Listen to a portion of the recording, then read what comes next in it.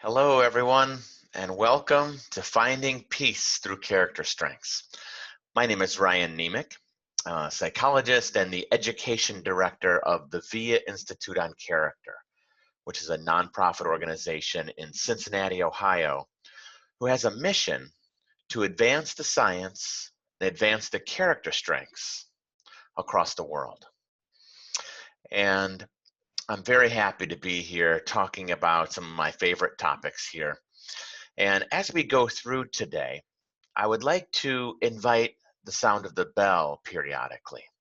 And when we hear the bell, this can be our opportunity to pause, to short circuit our autopilot mind and our mind wandering and our own distractedness, whatever's going on inside of us. So just pause for a moment and find a moment of peace. We could even think of these as peaceful pauses. So let's start with one here right now.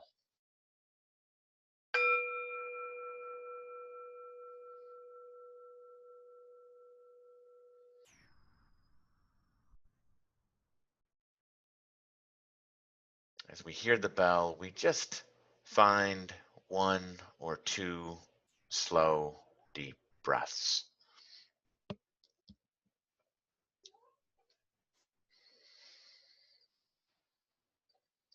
So as I think about this topic, I am reminded of a quote that I thought of a lot, even back to my teenage years, which was about 30 years ago or so. And it's a quote from Ralph Waldo Emerson, who said something like, "Though we traveled the world over to find the beautiful, we find it within or we find it not." I think we could replace the word beautiful with the word peace. Though we travel the world over to find peace, we find it within or we find it not. That's what we're getting at here today. You've certainly heard phrases such as, you find peace in yourself, and then you can bring that peace into your relationships, or you can bring it into your groups, or you can bring it to the world. This is what we'll be working with today. Now let's start with just the word peace. I think the word peace has a number of difficulties for people and a lot of misconceptions. If we think about the word peace, and when you hear the word peace, what do you think? When you hear somebody say, try to create more peace in yourself, or we're going to go to a presentation on finding peace, it often sounds to many people, including myself, I think of this, it feels idealistic. In some ways, it can feel and sound impossible, like outlandish and far-fetched, like we're just going to go create world peace. And also the word peace sometimes feels and sounds sort of amorphous. Well, what does that mean? It can feel confusing to people and unclear. It can also sound as if we're pursuing something that's permanent. Like, I'm going to go get peace, and then once I get it, I've got it. I've got it forever. So there's this almost this all or none thing. Either I have peace, or this person over here, this guru has peace. These people over here don't. And so it can feel permanent and all encompassing, like it's all throughout all of ourselves and our life. And it can feel like it's a nonstop thing, this all or none perspective with peace. Also, another misconception is that with peace, it can feel as if it's just for those people who are the gurus, who know how to find peace, the masters, so to speak, or the very lucky ones, maybe the privileged ones, and so on, to be able to find peace. So in that sense, it can feel like it's something that's out of our control. So these are some of the things that I think of and other people think of when it comes to peace. And all that is idealistic. And there is a big impossibility with all of that. Because there is no perfect peace. There is no permanent peace for any one person, living or dead, ever. And instead, what I want to encourage us in this presentation here is to look for, find, and discover peace in a moment. So we can find the moments rather than finding it always. So I think of this as a simple peace, to find the moment. For example, at this COVID-19 time, I'm here amidst quite a bit of chaos in my family. I have 3 little kids, ages 4, 6, and 9, and my wife and I are working full-time frantically from home amongst trying to feed and clothe and educate our kids. And it feels quite chaotic a lot of the time, and there's a lot of tension and challenge with all of that. And so I try to find peace in certain moments. So it might be a moment with my daughter when she's showing me one of the pictures that she drew today, or it might be a moment of laughter with my one of my 2 sons. So I can find peace in those particular moments. That's in my control. I can do that. I can find the calmness and the serenity in some of those moments. So also, what's within our control is that we can be peace, at least temporarily. So if we operate from a place of mindfulness, like when we pause for the bell, if we come from a place of character strengths, as we're going to be getting into here today, then we can be peace. Not exactly, not precisely, not perfectly. It's an imperfect peace, but we can be that presence for somebody else. So for example, after my presentation here, I will center myself, focus in on my breathing, my strengths, and then I will go to my family, and who knows what chaos I will find and what stress I'll find, but maybe I can go to them being peace for a minute, maybe 5 minutes, maybe 10 minutes. I know it won't be the rest of the day, I can promise you that, but I can carry that with me and be that presence, maybe a calming presence, maybe a very focused presence, but for a while. Also, we're talking here about being peace realistically. Not some pie in the sky notion, not some guru at one with the universe, but rather a practical pursuit. I really think peace can be found in practical strategies. And I don't care if we're talking about inner peace, if we're talking about peace between people, peace among a group of people, or peace between groups. We can find it in practical strategies. So that's our focus today. Simple, imperfect, practical, within our control. And one more point I'd like to say. This topic is a serious one. This is not a lighthearted, soft topic like some people might stereotype peace that don't understand it. Peace is challenging. It's versatile. It encompasses individual differences, cultural differences, group differences, differences from perspectives of religion, of politics, of economics. It gets complex so quickly we can't even get our head around it. So peace is tough. It's serious. It's challenging. So we're talking here today about a tough peace. And again, that can apply inward or it can apply in our relationships. So in terms of a couple topics here then, the focus today for us will be inner peace. Some researchers will call it personal peace. And then we'll talk a little bit about relational peace. Some researchers might call that interpersonal peace. And we'll be really hitting on how our character strengths can be pathways or ingredients to each of these areas of peace.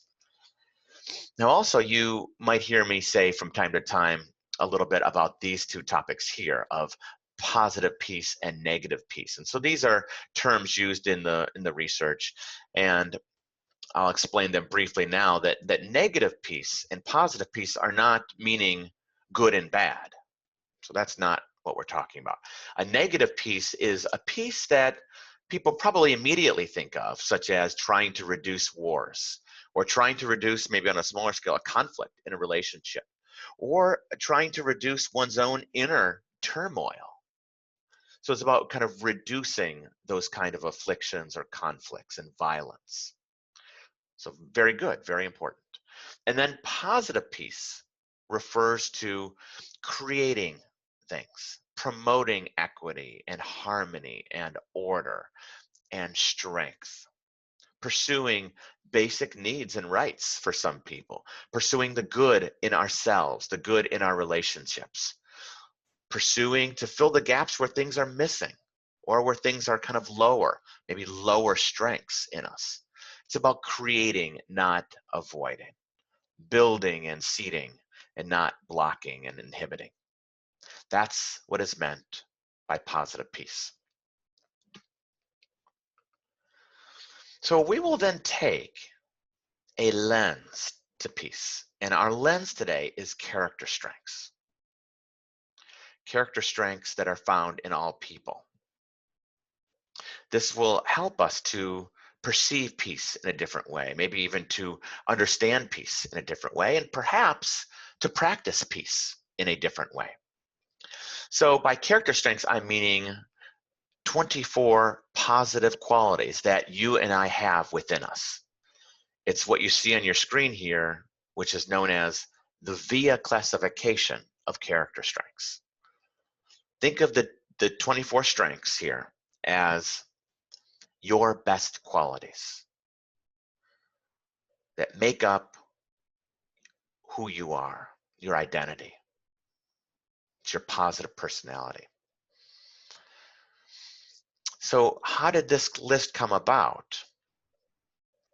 Let me try to share several years of work by a collaboration of 55 scientists and scores of books. Let me try to boil that down in a minute. So researchers were curious in the early 2000s and wondering what is best about human beings? What constitutes a human being to flourish? What are the best ingredients of a good life, a meaningful life? And so they didn't want to just name the answer themselves. I mean, who were they to say? So they wanted to look across time, thousands of years, across cultures, across countries, across beliefs. What are those common ingredients in human beings? Not among Eastern cultures or Western cultures or indigenous cultures, but across all cultures. And what they then did is they looked to all of the major books that had been written on virtue and ethics. They looked to all of the ancient and current world religions. They looked to ancient philosophies and thinking about what constitutes a good life, a strong life, a virtuous life, a meaningful life, a life of flourishing.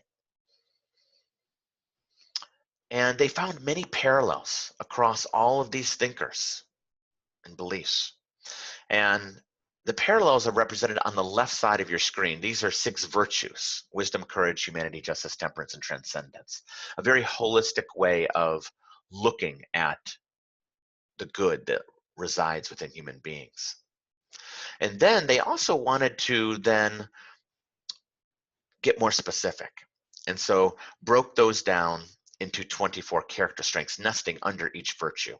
And so that's what you see to the right of that far left column. So 24 character strengths that met various criteria to be a strength. And they tested this by surveying people across all of the continents, across countries, and even traveling to some of the most remote areas on the planet. People that didn't have internet access, for example. So they went far north in Greenland, as far as you can go, actually, on the top of the globe, and spoke with the Inuit people. And then went far off the tourist circuit in Kenya, in Africa. Spoke with the Maasai tribal people. Those were a couple examples of asking people in these remote cultures, do you have these strengths? Are they of value to you? Do you have institutions to build them up? And so on. So that was all part of this work over 3 years, collaboration of 55 scientists to bring forth something we've never had before, which is a common language for character strengths, a common language for talking about what's good in us. So that's what we have here in front of us. And part of my perspective here, what I'm sharing with you, is that these 24 strengths also represent a common language for peace, a common language for communicating about peace, finding peace. So let's explore that a little bit more. And we can do that by starting with a question of, is there a main peace strength? We know that research has found over and over again that there are some strengths, especially certain 5 strengths, that are most connected with happiness. And we know there might be some strengths more connected with achievement and accomplishment, reaching our goals in life. And some strengths might be more relevant for building certain relationships. But what about peace? So let's think about that for a moment, and let's look at some candidates. So let's take a look at self-regulation. So self-regulation is a very calming strength. It's about having more self-control. In many ways, it's literally creating peace within you, because we're managing our impulses. We're managing our emotional reactivity, taking control of what we put our attention on, which is what mindfulness is. That could be our cue to invite the bell. Let's pause for a moment. Pause and breathe. A peaceful pause.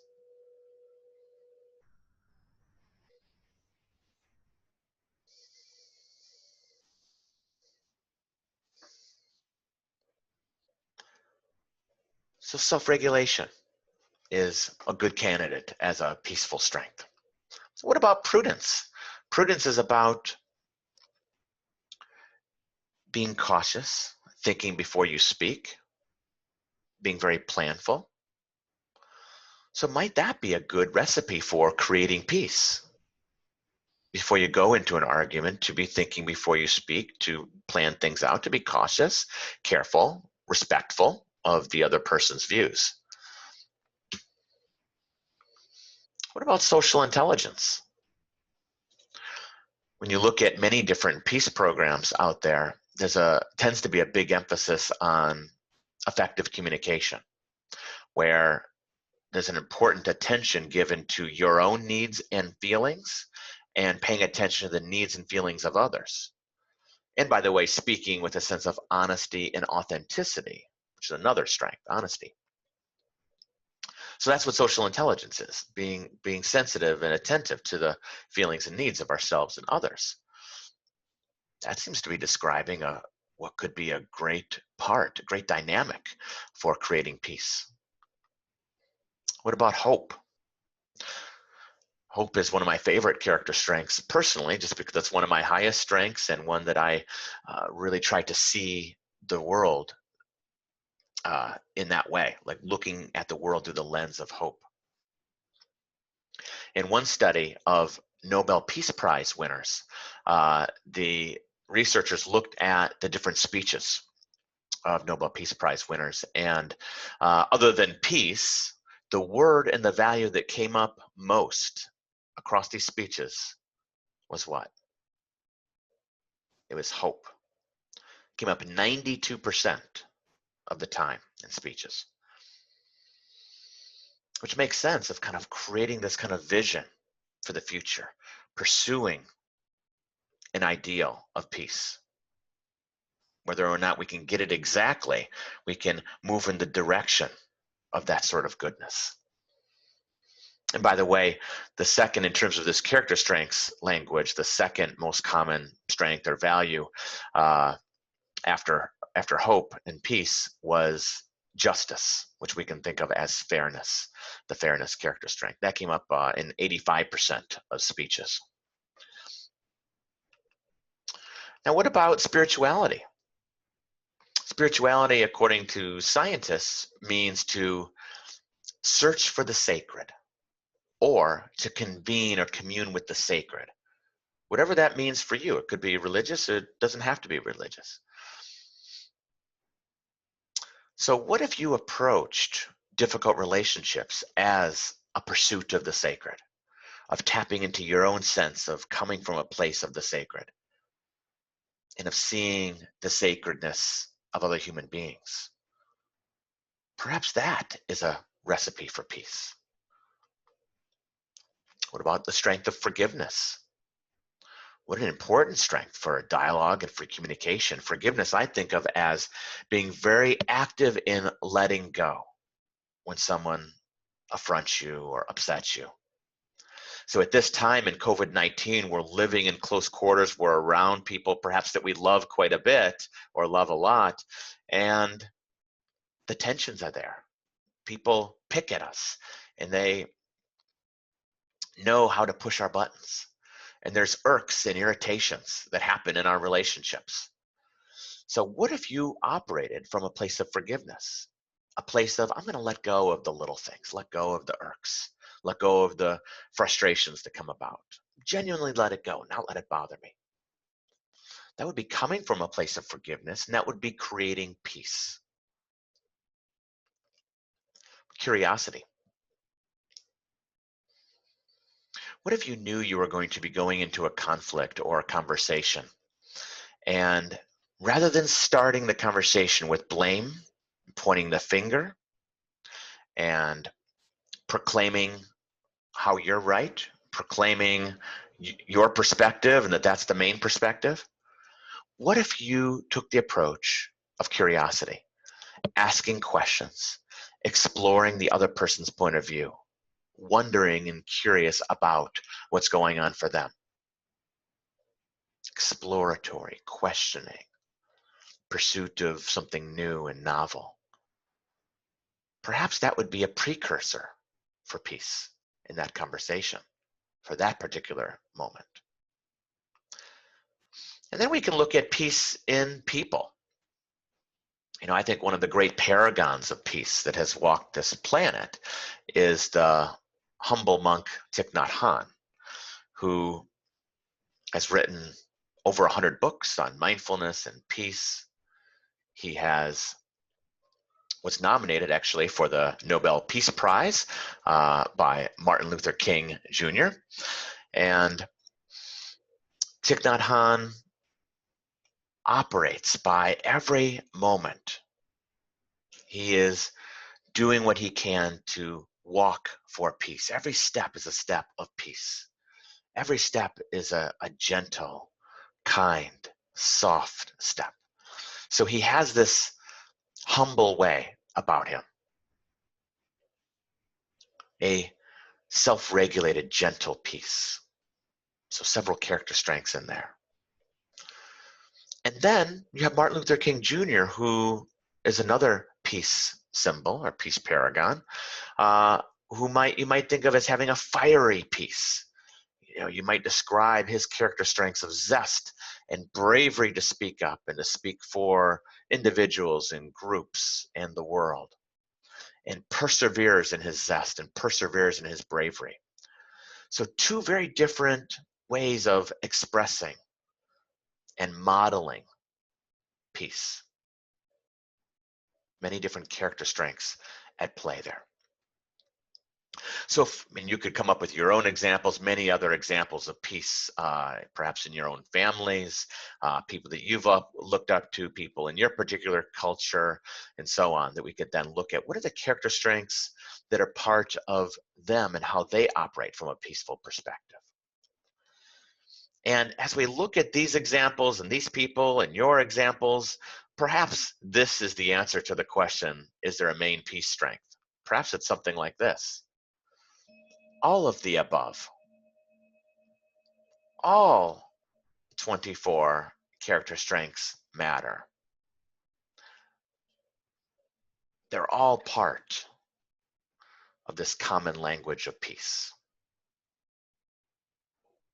So that's one perspective I think is a really important one. But let me offer you another angle to this question here. And the answer comes from the science of positive psychology, the science of character strengths.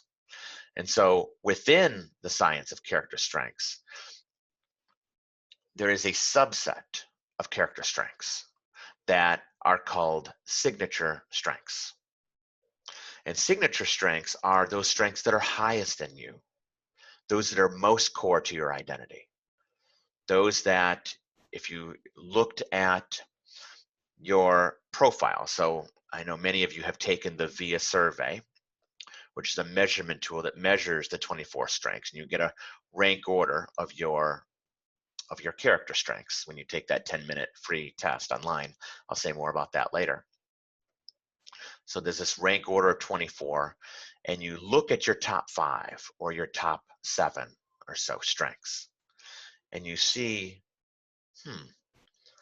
are these highest strengths most essential to who I am? Are they energizing for me? Give me a sense of kind of passion when I can use them. And are they easy to use, effortless for me to use? So these are the 3 E's criteria for a signature strength. And you might be saying, yes, yes, yes, these are core to who I am, energizing and easy. These are my best qualities.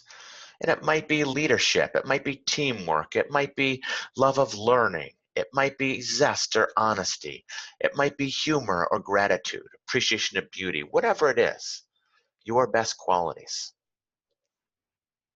Perhaps those are your own unique pathway for creating peace. Because then when you're using them, you can feel like you're being yourself.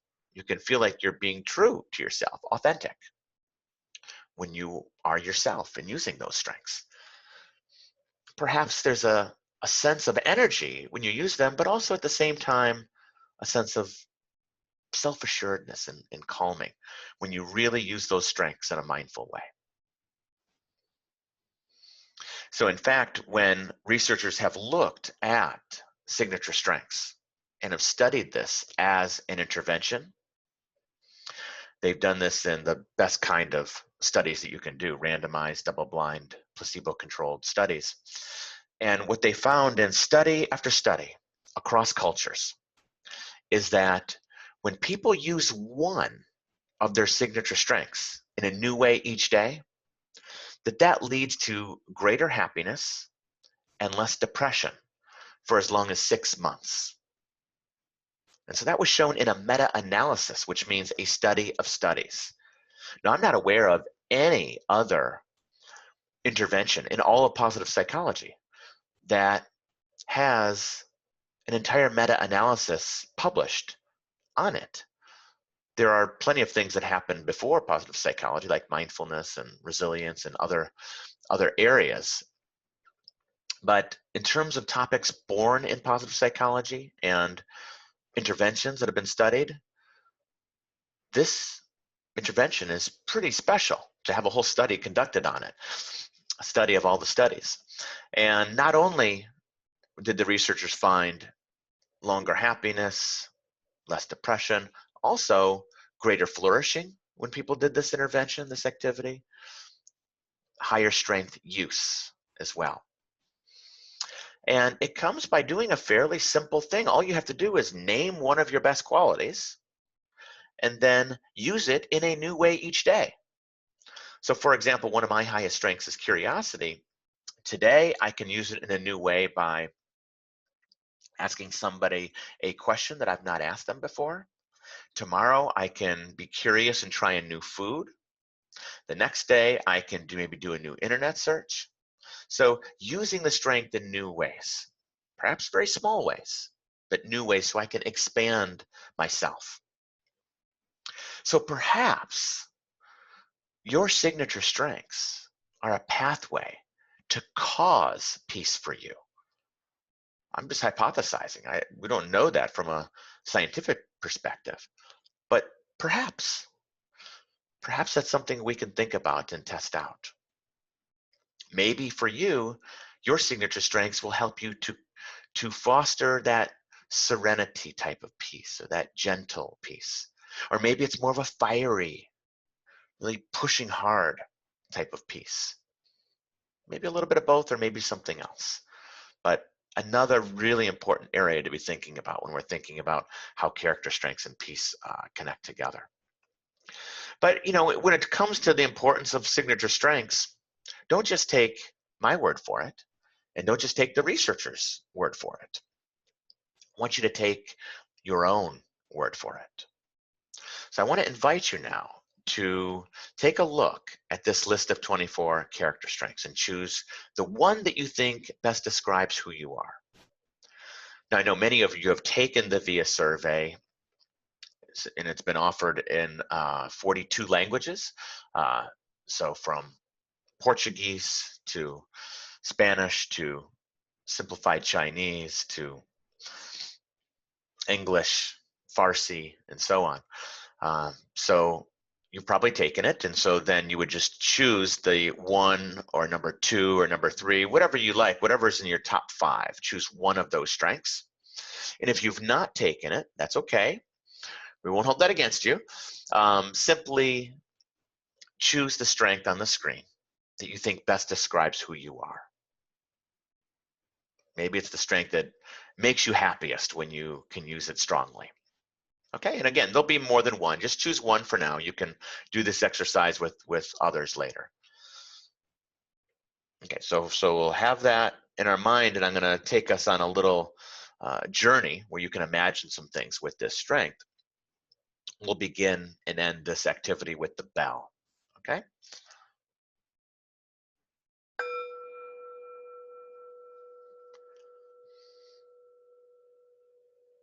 So finding your in-breath and finding your out-breath in this peaceful pause right now.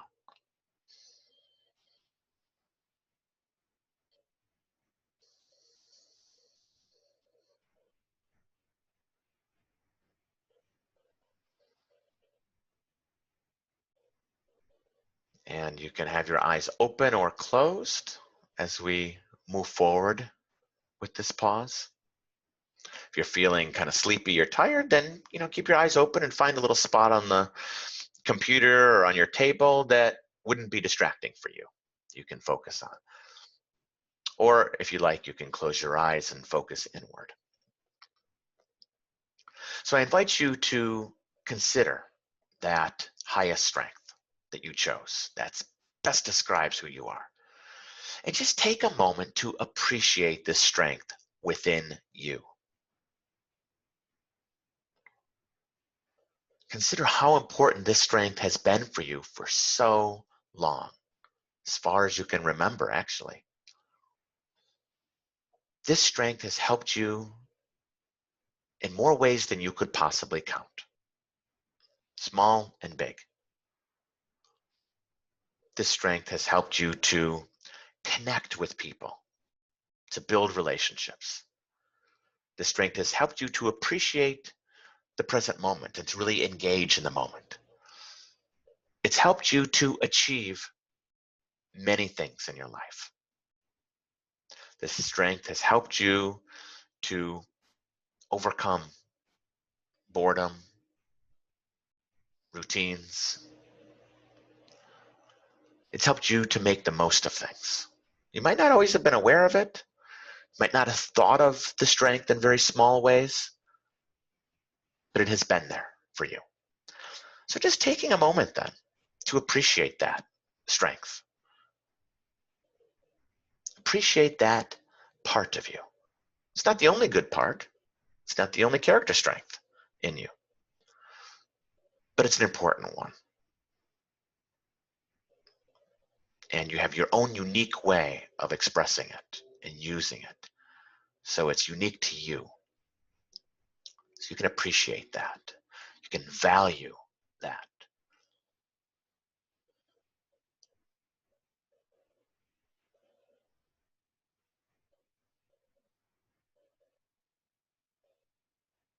And now, imagine this. Imagine that the strength has been plucked out of you, and you're not allowed to use this strength for the next month. What would that be like? What would that feel like to not be able to use this strength for a month?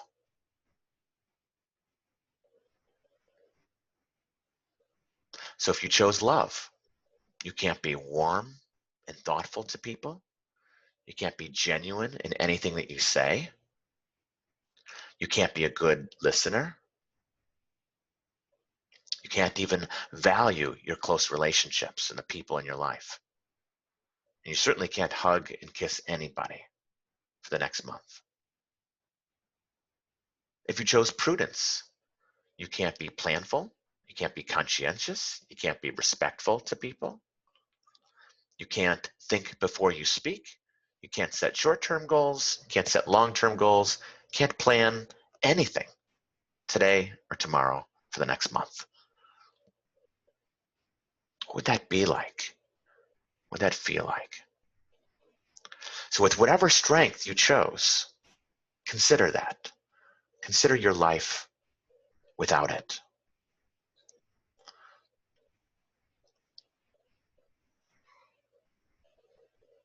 And see if you can even describe the feeling right now in one word or a phrase of what it's like to not have the strength.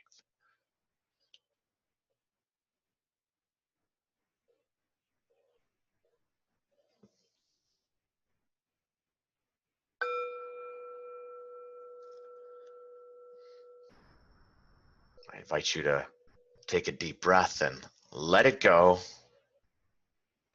Let that activity go. It's not real. That didn't actually happen. You still have that strength, perhaps stronger than ever, actually. But do consider that word or phrase of what that was like to not have the strength. So I've had the opportunity to lead this activity with thousands of people and across the world. And what people tend to say is, gosh, to not have that strength, that signature strength of mine, I'd feel hopeless. I'd feel depressed. Some people say I feel anxious and panicky, jittery. Some people say I just wouldn't be myself. It's like not me. Other people say life would just be colorless. It's like I'm living in black and white. Others say something more visceral, like, it's like I'm breathless. I'm kind of gasping for breath, just kind of pushing myself forward. Other people say I would just feel lonely. I would feel as if life is kind of meaningless, like it's not even really worth living. So all of these and many other great descriptors and adjectives to describe it, maybe you see just how important your signature strengths are.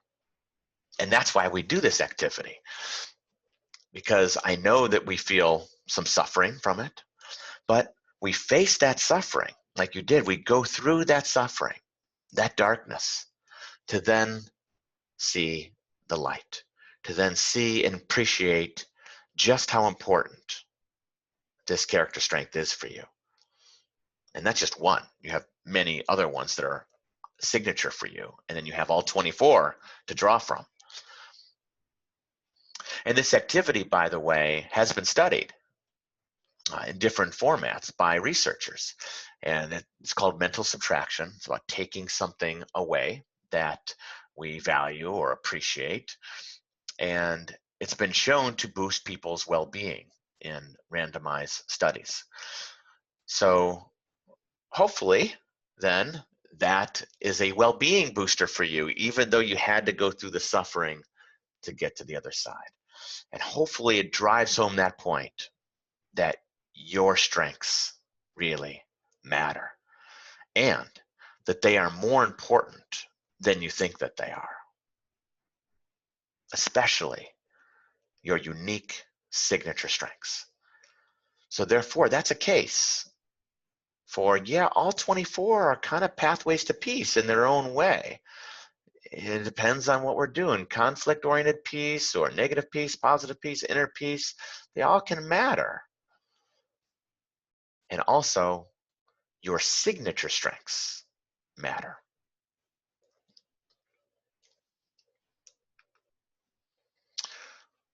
So now let's talk a little bit about peace in our relationships. And so we could spend many hours a day for many days, lasting many months on this topic of peace in relationships, and linked with character strengths, by the way, as well. But we'll be much briefer than that. And I just want to give us a little taste for thinking about this, and really emphasize something, the couple points here, and points that we have control over in terms of creating a little bit more peace in our relationships.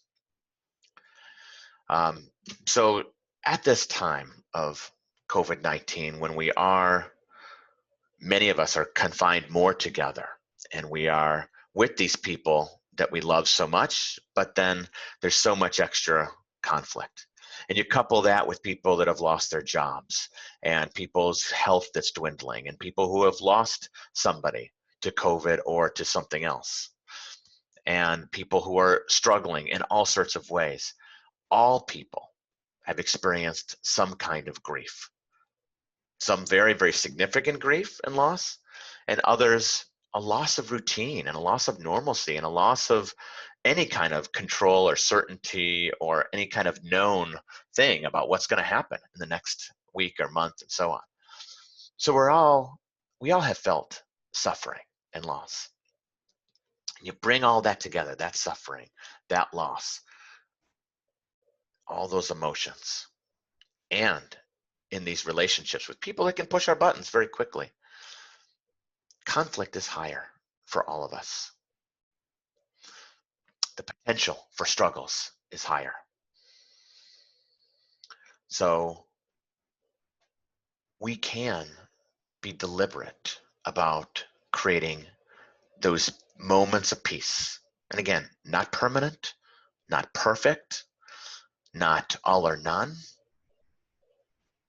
but moments of a simple, imperfect peace. And so one thing to think about, very much in the spirit of positive peace, is to use the strategy called finding the good, which means to find those moments in your relationship that you can really appreciate and really savor, prolonging the good. That's what savoring means, and how it's different than mindfulness. We are purposely trying to prolong a positive emotion or a positive experience. Mindfulness does not mean that. Mindfulness means to observe the rise and fall, not to try to create anything other than awareness. We observe the good, the bad, the struggles, the neutral, the boring. We observe it with a sense of curiosity and openness. Savoring means we try to create more good, and we prolong it when we are in it. So savoring is happening when we are taking that bite of chocolate, or for some of us, it might be a sip of red wine, and we are prolonging that taste, prolonging that good feeling. And so why not do that in our relationships when we find those moments? So when I sit down with my wife, and we sometimes do a thing at the end of the day where we kind of go outside, and maybe we have something to eat or something to drink, and we just kind of gaze out at the trees and the pond, and it might be just 5 minutes, by the way, and we sit there and we try to just savor and appreciate that moment. So we can create those moments, but also we can really prolong and be in those moments. And we can try to find and see the moments as they're happening. And that's not an easy thing. I was talking with a family member who just the last week, who is just so riddled in the negativity and so riddled in COVID-19 and not knowing how to find any good in it, and very much struggling to find meaning in any of it. And I asked them, I know that stress is high for you right now, and I wonder, can you find any good in this experience right now? And they couldn't. They, in some ways, refused to look for the good, to look for the positive, or to look for the strengths in the moment. And so then I gave some examples. I was like, well, you are working full time. That's a positive thing. And you have more time with your children. Now, certainly that comes with a lot of stress. So we want to name that and be honest about that. But also, you have more time with your kids to connect with them and to be with them. And that is unique. 30 years from now, you might really be wishing you had more time like that. So those are some good things, right? And they just wouldn't go there. No, it's all bad, all negative. And so some of us are just really suffering and struggling in this new world. So I say all that to say that this example of finding the good, finding the strength, finding the moments isn't easy at all. Now it might be, and when I've talked to healthcare workers at this time who are doing such heroic work, I said, you know what?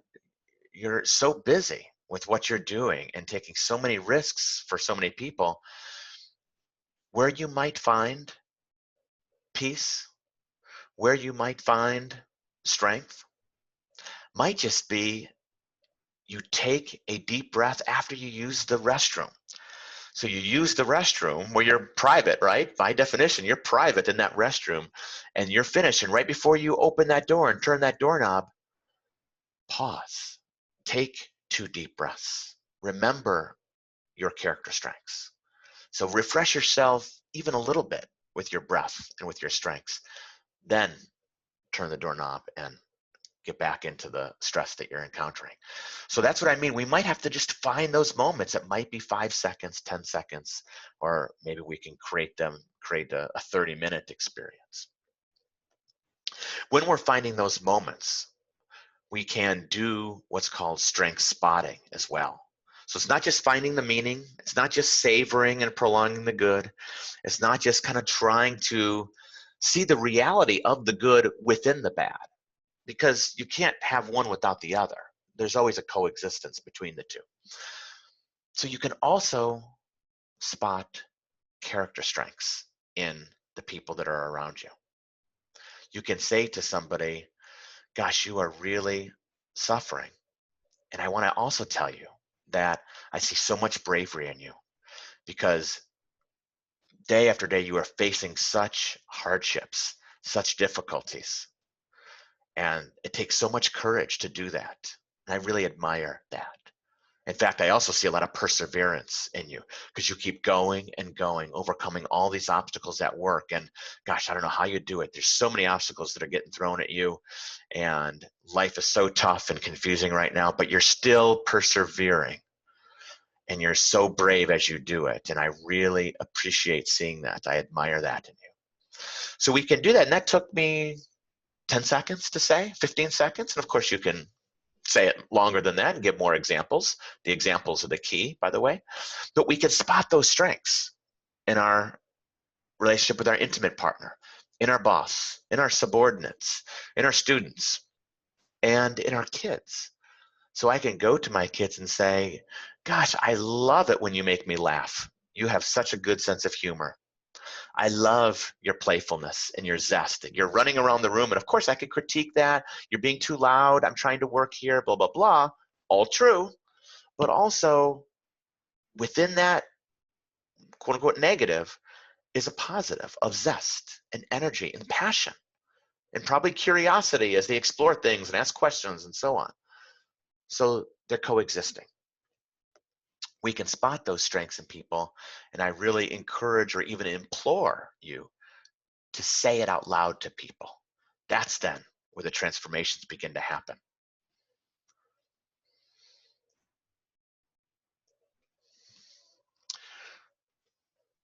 So let me say another thing about peace in relationships. Let's get at something that's maybe more around negative peace. So when there's a conflict that's about to happen and you're wanting to de-escalate it, kind of trying to prepare ahead of time a little bit, there's a wonderful approach in the character strengths world called resource priming. Think of it as strengths priming, or thinking about strengths before you go into the situation. So let's say that you are going to be having to have a difficult conversation with your boss, or you're about to be around a neighbor that just gets under your skin. You just don't like that neighbor. And maybe because they're not abiding by COVID-19 things and it's just really infuriating you. Or maybe it's somebody with a political difference than you or religious difference than you. Or maybe it's a family member and you're just tired of it all. So whatever the situation is, you can resource prime, which means to think about your best qualities, your signature strengths before you go into that situation. And in one study of this that was done of psychotherapists, when they thought about their clients' strengths before they met with them, that actually boosted the relationship. So you can also think about the other person's strengths before you go into that conflict or that difficulty. Because they're a human being too. They have these 24 strengths as well. So that's two levels there that I've shared there with this resource priming. So you can pause and think about your own strengths, preferably right before you go into the situation. So you can think, okay, I have hope within me. That sense of optimism and positivity. And that's me. I don't want to lose that in this difficult conversation that I'm going to go into. I have curiosity, so I want to be asking questions and exploring things rather than getting lost in how I don't like that person. I have fairness. Maybe I can bring forth fairness in some way. I have zest and energy. Maybe I can bring that. I have humor. Maybe I'll bring in some jokes and playfulness, assuming I do it in an appropriate way. It's not passive aggressive, but I can bring forth that humor into that difficult scenario, right? So we are going through, it might take you 1 minute, it might take you 2 minutes, going through your signature strengths, preferably immediately prior to the session. So if you're about to meet with your boss at 2:30, or you're about to go meet that neighbor at 2:30, resource prime yourself at 2:25 or 2:20, something like that. And then the other level I was talking about, not just priming your own strengths so that you're stronger and more activated in that experience, also think of their strengths. What are their best qualities? Now, maybe you don't know their results on the VIA survey, that's okay, but maybe they do have some curiosity or creativity or zest that you can remember. Maybe you can say it to them, right? And that kind of positivity can transform relationships. And it does transform relationships. And by the way, it feels a lot better than going at that conversation with anger and upsetness. So those are some initial thoughts for moving forward with peace in relationships. So before I let you go and before we move into a concluding statement, I want to offer you a few resources to think about this. And so these aren't resources of, hey, these are the best books on character strengths and peace, because that doesn't exist. This is a very new topic to be bringing character strengths from this VIA classification and some of these concepts to be bringing it into peace and to be starting to weave it in deeply. So sometime I hope to offer that character strengths and peace book, but right now we're thinking about resources on character strengths so that you can then build up your character strengths to then create the inner peace and relational peace that we've been talking about. And of course, taking it further to intra-group and inter-group peace. So this is one resource. So it's called Strengths Builder. It comes from one of my books called The Power of Character Strengths that I did with Bob McGrath, who's a VIA senior scientist. And so this book goes through the what, the why, and the how of each of these 24 strengths. So what is gratitude? Why is hope? And why is teamwork? And why is social intelligence and perseverance important? What does the research say about those? And then most importantly, how? How do you build up critical thinking? How do you build up wisdom and perspective? How do you build up bravery? How do you build up leadership? So it goes through each of the 24 strengths in that way with an emphasis on the how. hundreds of strategies and ways to build up the how. And we come at it from a research perspective, but it's a very user-friendly book. This is a book for the general public, the everyday person, the everyday worker, the everyday parent, the everyday coach, that kind of thing. So in that book, at the end of it is the Strengths Builder 4-step program. And so that's the steps that you see on the screen here. And I think of these 4 steps in a lot of ways, but one of the ways is as pathways to peace. That if you do these steps, perhaps that will create greater peace within you. Now, it wasn't created specifically for peace, but perhaps it can have that benefit. Now, this has been tested and found to be beneficial for well-being and different benefits such as that. So maybe someday it'll be tested for peace as well.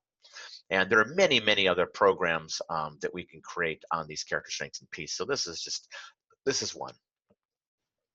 Now, another resource for you, a really big resource, is the VIA website, viacharacter.org.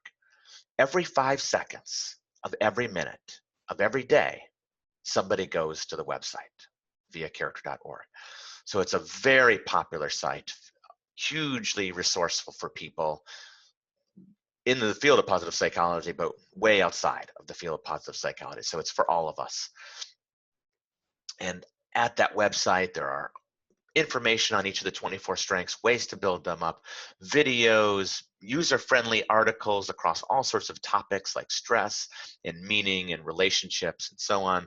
It has a summary of all the latest research if you're curious about the science, 700 studies in the last 7-8 years that I've compiled and summarized. And you can see the summaries in two-sentence summaries of each of the 700 articles, the full citations. There are online courses that you can take. Some are on demand. You can take it in the middle of the night, and some of them are live, offered a couple times a year. One of the ones that we offer live is my program called Mindfulness-Based Strengths Practice, which bridges mindfulness and strengths together. And then there are personalized reports where you can get all sorts of graphs and analysis, deeper dive on each of your best qualities. Now, perhaps most important, though, on that site is what you see on the left side of your screen, and that is the VIA survey. So for those of you that haven't taken the VIA survey, you should know that it's free. It takes about 10 minutes. You answer the questions as honestly as you can, and you immediately get your results, a rank order of these character strengths from 1 to 24. And that way, then you can look to your top 5, top 7, and determine your signature strengths and begin to use those more strongly. Or look to your bottom strengths and look to uplift one of those. So all sorts of things you can do, all 24 are within you. Not one strength is better than the other. You can use all of them and grow all of them. So it's a great resource for people. And for that, about every 10 to 15 seconds, someone somewhere in the world takes the VIA survey. So just since we've been together here, hundreds of people have taken the VIA survey, which is kind of mind-boggling to us, but exciting. And it's a steep increase, by the way, every year in terms of people taking it. So it's becoming more and more popular every year. We're somewhere above 11 million people that have taken it. And I might have mentioned earlier, it's been translated into 42 languages. Now, in the middle of your screen is an initiative that the VIA Institute created for COVID-19. It's called United in Strengths. It's a completely free initiative where we offer 3 times a week webinars live on character strengths and meditation, and an opportunity for people to connect from around the world. I don't know how many countries we have represented, 40, 50, 60. Come from around the world to connect live with one another, to talk about how they're using character strengths this time, how they turn to meditation and mindfulness, and so on. And we offered these 3 sessions each week across different themes. So we do a week on stress, we do a week on meaning in life, we do a week on peace, we do a week on specific character strengths, diving into each one, and so on. So if you want to take part in that, simply go to the website. If you have trouble finding it, just type in United in Strengths, viacharacter.org. And all of these sessions are recorded. So you'll also see on the site the archive of all of the previous sessions, and we've had many already. By the time you are watching this, we'll probably have had over 20 sessions that you could watch, and we'll continue to have them. We're going to continue to provide this as a resource to people in the world. And lots of other initiatives that are built off of United in Strengths. So there's a Facebook page where we can connect again to share resources, and as a community, we have at this point a good 1,800 people that are sharing on that. So all sorts of different resources. You can explore that on the viacharacter.org website. Now, in terms of books, these are the 4 main books on these topics of character strengths. If you're more of a professional, which is trying to help somebody else in some way, I think of that as if you're a manager, if you are, and you're working with employees, or human resource professional working with employees, if you are a teacher, professor or K-12 teacher, if you are a coach, if you are a counselor, anybody helping another person, then the books on the left would probably be most useful for you.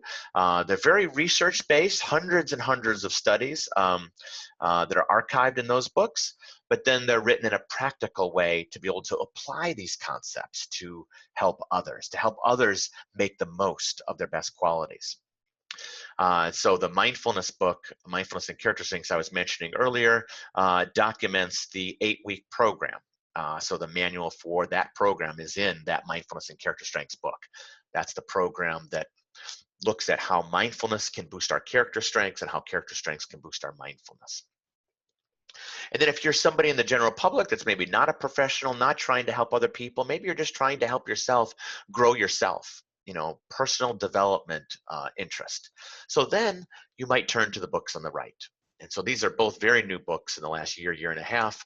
The Power of Character Strengths I've already mentioned, and then the Strengths-Based Workbook for Stress Relief seems quite appropriate for this time. So that's another resource for working with character strengths through difficult stressors at work, stress in health, stress in relationship, and so on. All of those are all 4 readily available on Amazon. So as we move to a conclusion, I'd like us to just pause. We'll invite the bell again, and then I'll offer some concluding thoughts.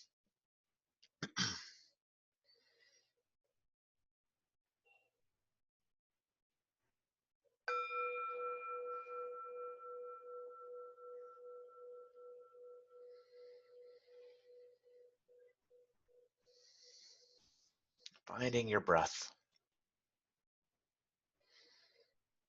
Finding peace, even if it's just for a moment. And remember this.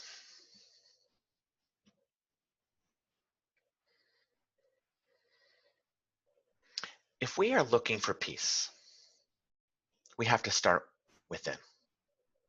We can discover we have a common language for peace already within us. It lies in our positive personality qualities called character strengths. Is not the language of peace marked with forgiveness, kindness, compassion, and having a larger perspective or wisdom? Is it not layered with constructive dialogue, marked by self-regulation of our impulses, prudence, thinking before we speak, bravery to speak to our vulnerabilities, social intelligence to empathize with the other as human, and love to value the other as human? Does it not start with a curious question rather than a defiant statement? Is peace not about every step, every action we take to use our perseverance and zest, to steadfastly confront injustice and intolerance and ignorance, but also to pursue fairness, open-mindedness, honesty, authenticity, and humility?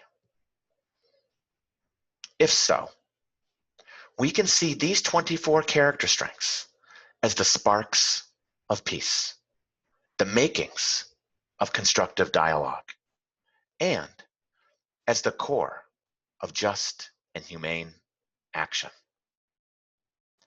If we want to create a tipping point for our common humanity toward goodness, for the preservation of that which makes us human, we don't have very far to look.